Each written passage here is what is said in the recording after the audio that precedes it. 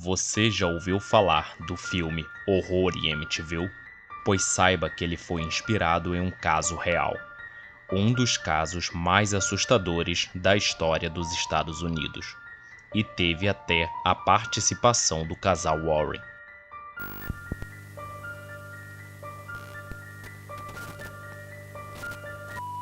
O caso aconteceu na madrugada de 13 de novembro de 74. Ronald J. Defoe entrou num bar e pediu ajuda, relatando que toda a sua família tinha sido assassinada. O grupo, querendo ajudar, foi até a casa de Ronald, localizada na Avenida Ocean, 112 e Amityville, Long Island. A antiga casa colonial era a cena de um crime brutal. Todos os membros da família foram mortos, exceto Ronald. A polícia foi chamada e aquele foi um dos crimes mais brutais já conhecidos da região. A família toda foi morta. Ronald, o pai, de 43 anos. Louise, a mãe, de 42 anos. E os filhos, Dan, de 18. Allison, de 13. Mark, de 12. E o caçula John, de apenas 9 anos. Um fato curioso é que todos os membros da família estavam deitados e de costas. Os pais foram mortos com 2 tiros cada e os filhos com apenas 1 tiro. Ronald foi levado para a delegacia, onde relatou que acreditava que a máfia tinha sido responsável pelo assassinato de sua família. A polícia deixou Ronald na delegacia e no dia seguinte pediu um novo depoimento, pois agora ele estaria mais calmo.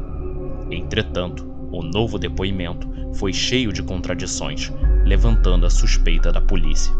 Ao ser pressionado, Ronald Defoe admitiu que havia sido responsável pela morte de toda a sua família.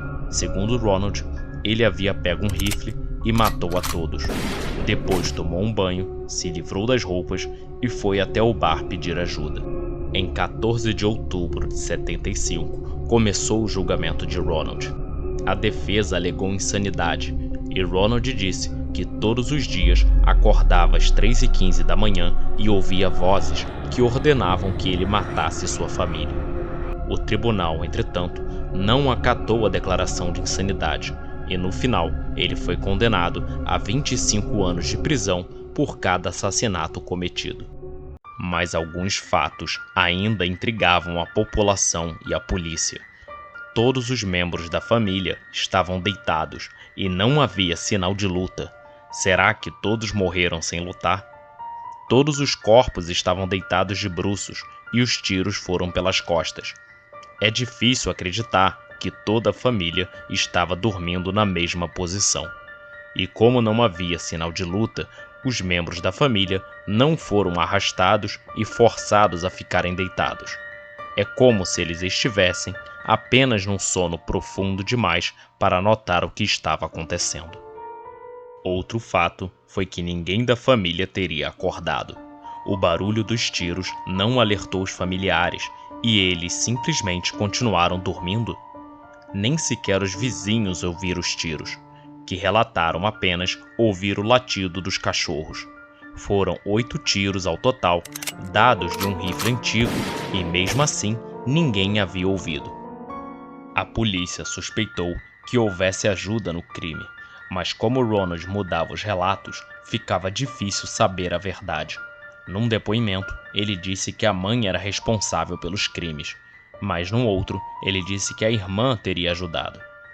As motivações para o crime também levantaram teorias. Ronald era o filho mais velho e sofreu na infância com a violência do pai, o que levou a usar drogas e desenvolver um transtorno. Ou seja, um dos motivos seria a vingança contra a família. Outro motivo seria a herança, que ficaria todo para ele. E claro, não podemos excluir a possibilidade dele ter questões psicológicas, ou mesmo ser algo realmente sobrenatural. O tempo passou e nunca houve certeza sobre as motivações, mas as questões sobrenaturais ficariam mais latentes. Em dezembro de 75, pouco mais de um ano após o ocorrido, a família Lutz se mudou para a casa do crime. A família era composta por Josh, marido, Keith, a esposa, e as 3 crianças, Danny, de 10 anos, Christopher, de 7, e Missy, de 5 anos, filhos apenas de Keith.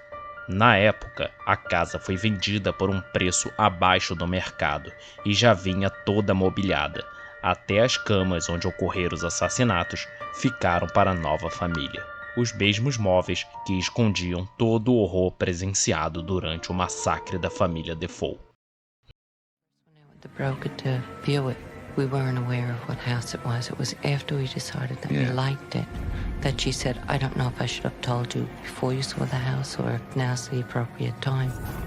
But this is the house where the DeFeo slaying took place.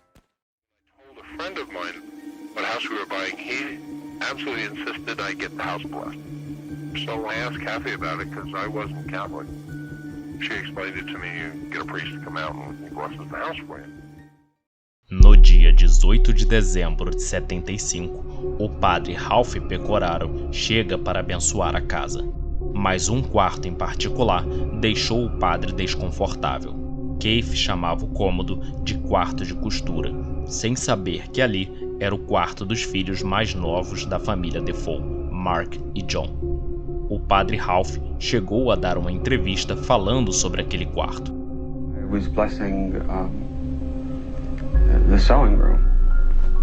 It was cold. It was really cold in there. And I thought, gee, this is peculiar. Because it was a lovely day out.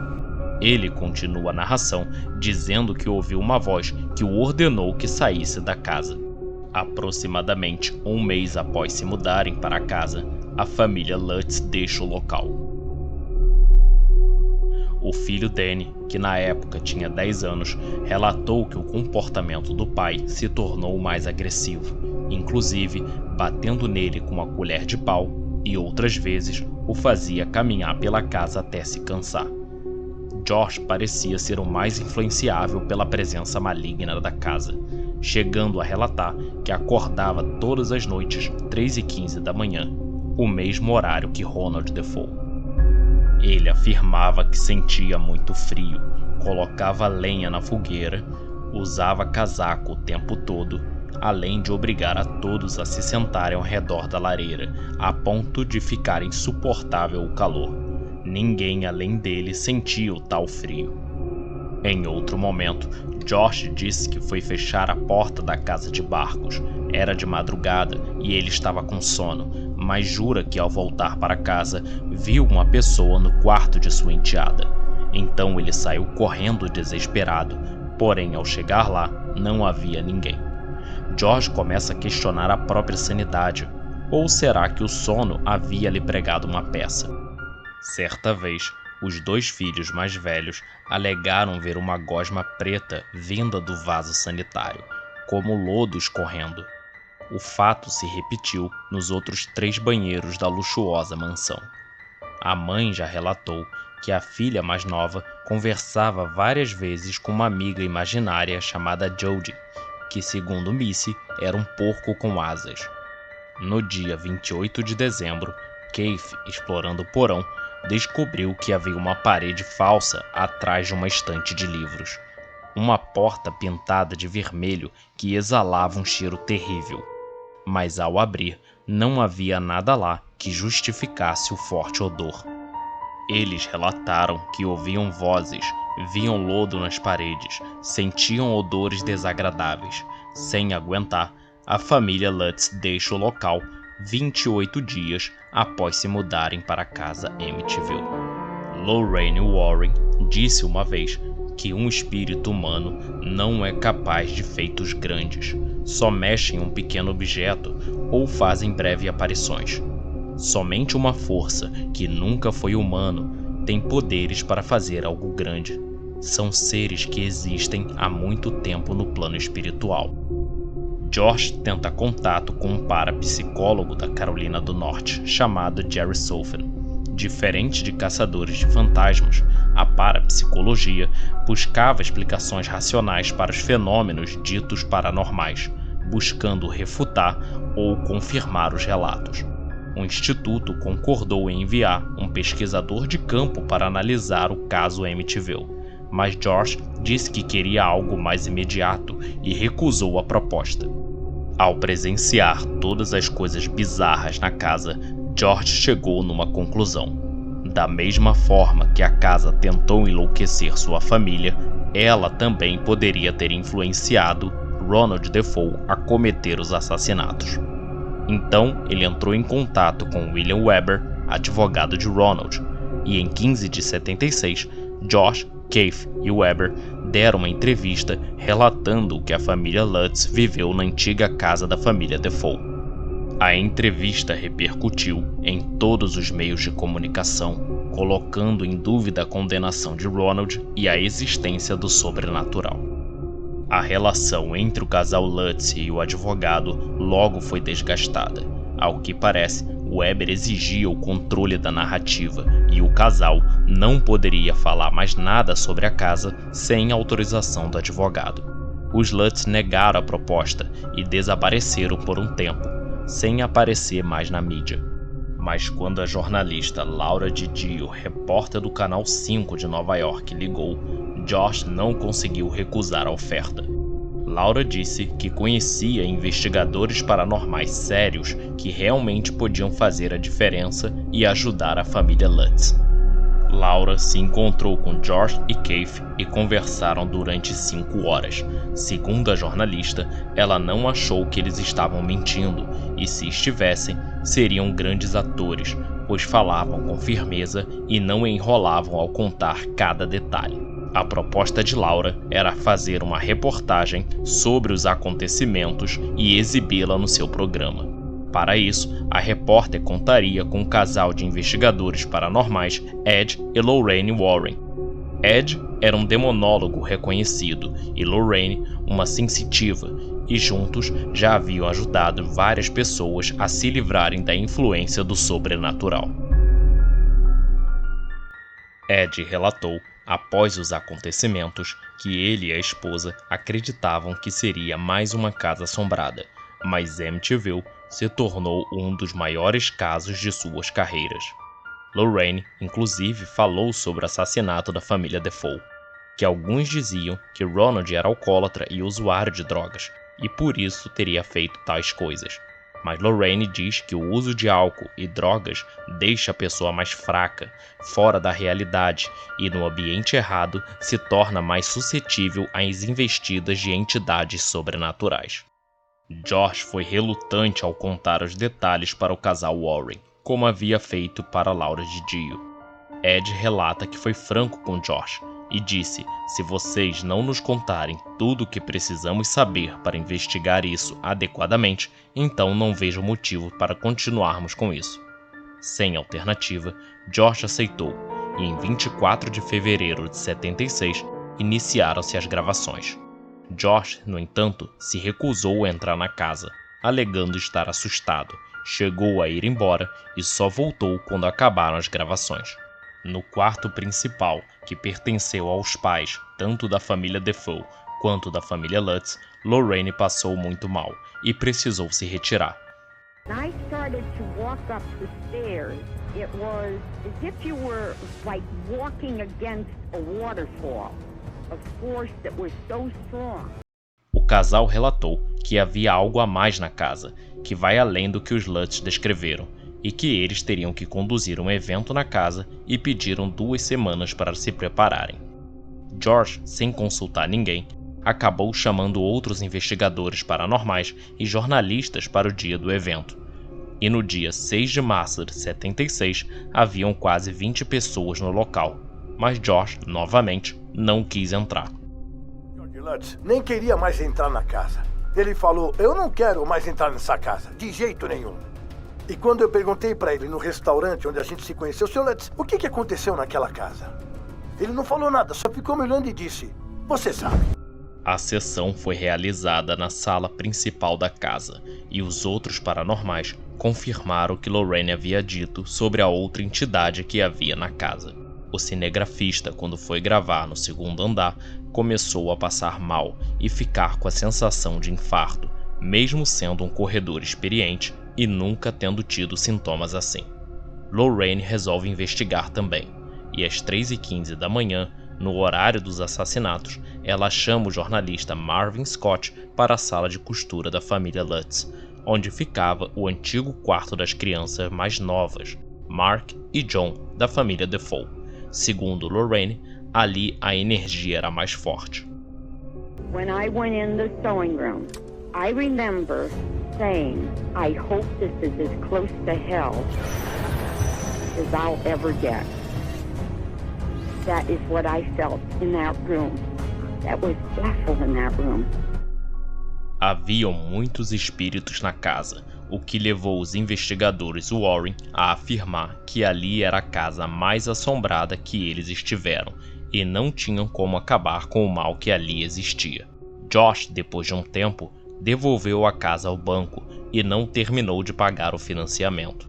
A casa foi vendida para um novo casal que viveu por 10 anos e nunca relatou nenhuma questão sobrenatural. Após esse período, a casa foi novamente vendida e depois de 6 anos foi vendida novamente. A última venda foi em 2017 e não houve mais relatos de assombrações.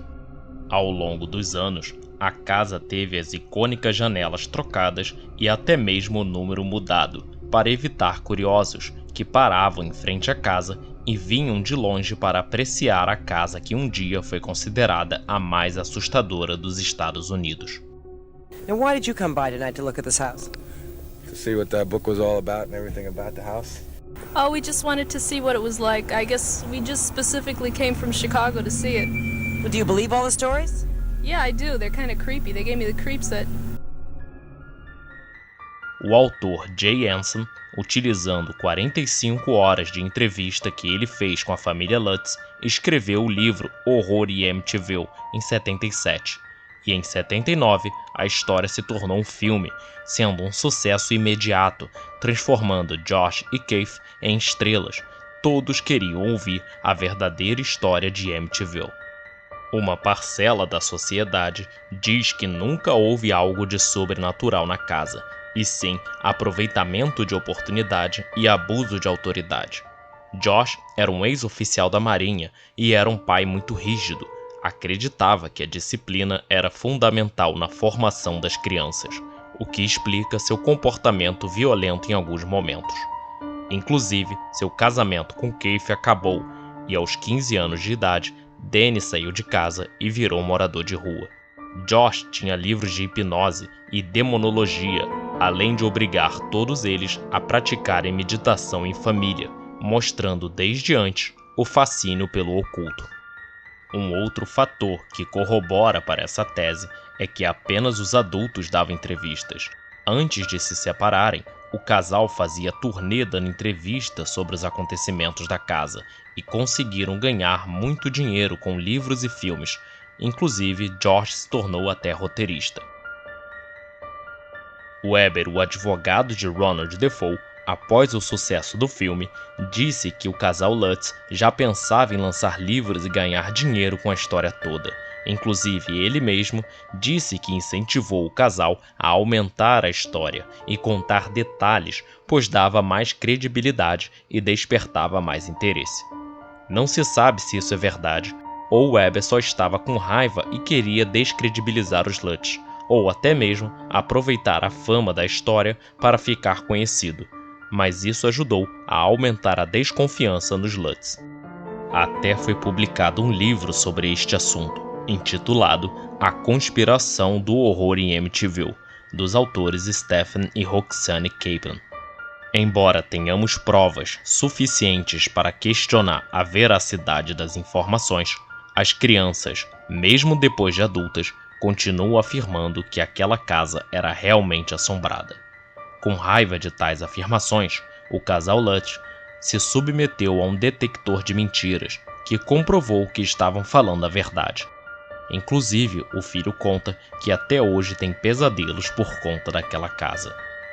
Lorraine Warren, até a sua morte, também continuou afirmando categoricamente que a casa realmente é mal assombrada e que passou por experiências horríveis ao lado do seu marido durante as investigações. Verdade ou mentira, o caso continua atraindo a atenção de todos, e para sempre, Amityville ficará para a história como uma das casas mais assombradas do mundo.